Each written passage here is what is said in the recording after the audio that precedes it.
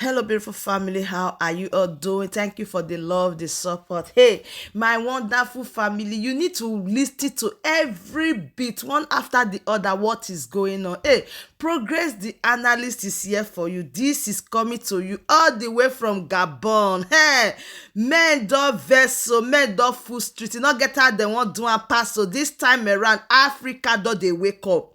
This time around, there is nothing you are going to say that will make the people to turn back. In fact, forward ever, never backward. I beg, listen to the president of Gabon, and I'll be right back.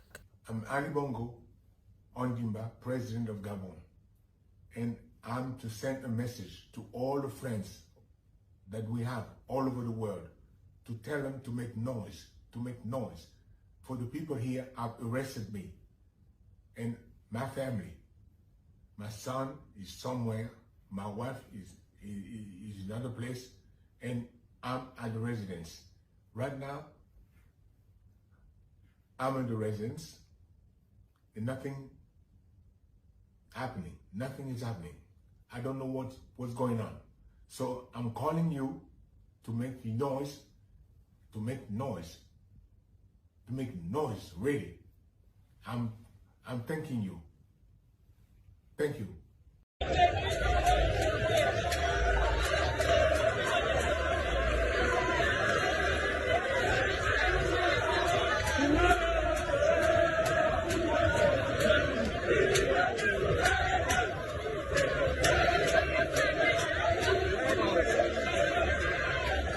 Dis matter e dey come to una from Gabon. Wetin dey happen for Gabon? Una hear am when e be say the president e dey cry. E dey cry be say make the people of Gabon, make the world help am, make dem start to dey make noise. E say make people start to dey make noise, but una know say when dis man dey office, you no go fit make noise. The noise now when e want the citizen make dem make for am, people no go fit make am. Una know say dis man don dey power for years. Even when he himself not well, he refuse. Now he come still win again for third time. And according to the story be say the people of Gabon, they don tire, say the man don too old, say make him go sit down for inside house, dey take care of his grandchildren and him health. In fact, person when he dey sick, he need to take care of himself, make he still dey alive. Now the military don tire for all the way that they maltreat the people, the citizens, nothing they come out. Right now they can't take the law for inside their hand. Wetin come dey happen for Gabon now be say they don't carry this their president for inside house arrest. Now from inside house, now this president they make this video now. They call on the world say make una make noise for am o. He no know wetin dey happen, but something they really dey touch that light my morale for wetin some African leaders dey do o. Una know say these people dey selfishness wey dey inside their blood, not be here. Person wey be say the country dey on fire, una no lis ten to am. Wetin these people that dey after na only their children, their family, their wife. Now this president dey cry say he no know where his children dey, he no know where his wife dey, he no know where his family dey. What about the citizen? Una see the way these people dey very selfish to the last call. They dey very selfish be say they no care about the citizen. They only care about their life. They only care about their own. My mama, my brother, everything for their career na only mine. What about the citizen? He no fit even ask how the people they do. He no even fit ask how the country they go. But if they ask how his children be, how his wife be, oh, I not see my wife, oh, I not see my children. What about the rest citizen? Not be human being give birth to them. They not be human being.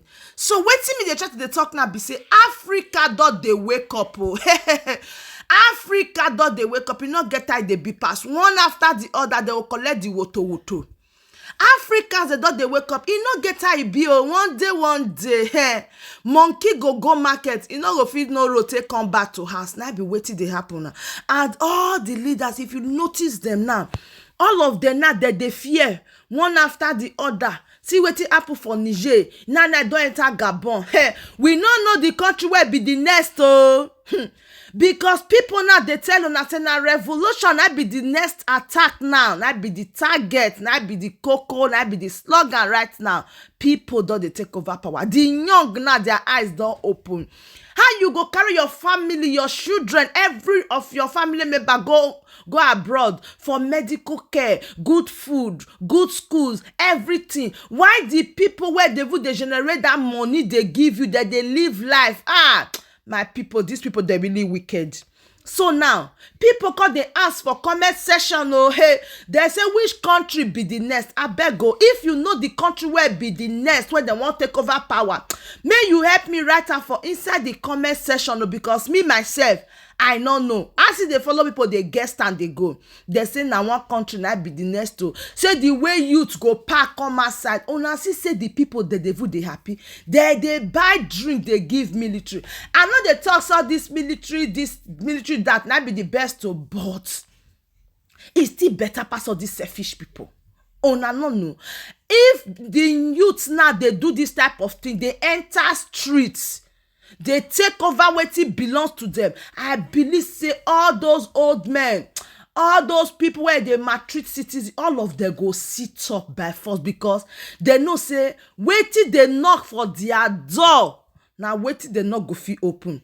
How person go dey selfish so tey e shoe when he wear self go even bend go one corner, he no go even know say e shoe bend.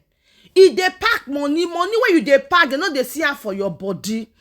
Only wetin you know how to do na to dey maltreat people, just dey drill them. Come on, e no get how e dey be pass. A day go come, people go rise, and now be the time for Africa. Una see the way two countries follow each other for the continent of Africa. Una see am. Niger na one, Gabon now don enter. We no know the next people wey wan enter, but we just dey guess. But we don't know the next people wey wan enter. And I notice say this one now wake up call. This one now wake up call. A lot of people now they support say this thing when the young generation they do now. Hey, they say they really like them, because when these people they power, they feel say now only them they reign. But today, as me and you they talk, now they beg the citizen. So on know say the citizen they get power.